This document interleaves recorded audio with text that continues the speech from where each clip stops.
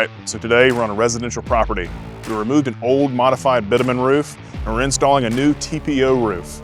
Now this is an active job site, so it's a lot going on. A little debris up there, but bear with us. Come up and take a look.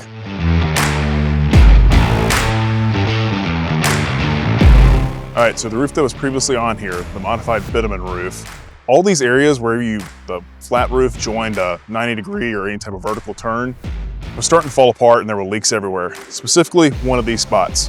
This area is called a scupper. And basically what this is anywhere the water's draining off of the roof, goes right through here, off of the building. So what we do in this case is we fully encapsulate this entire opening with TPO, heat weld everything together, fully bond all the TPO to the substrate in the roof deck underneath, fully watertight. All right, so on a TPO roof, one of the most important factors is how you terminate the TPO to the edge of the wall.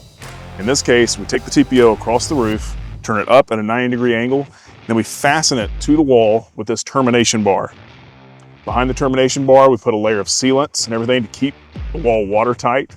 But then on top of this termination bar, we'll then eventually add one of these. This is a piece of counter flashing.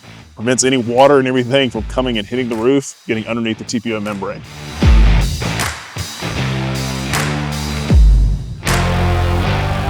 All right, so another aspect of a TPO roof is how you handle all of the roof penetrations.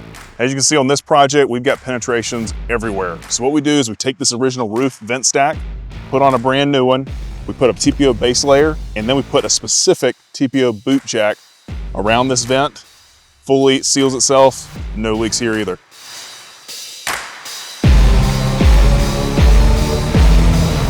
On our cross section here, just imagine this space where my hand is where the roof deck itself is. We'll add a layer of insulation. This aids with overall insulation of the property itself. Then we add this Den's Deck fiberboard. What this does is adds rigidity to the roof system, protects the insulation layer in case anything falls and hits the roof, but also adds an extra layer of essentially fireproofing to the roof system itself. Then we screw in our TPO.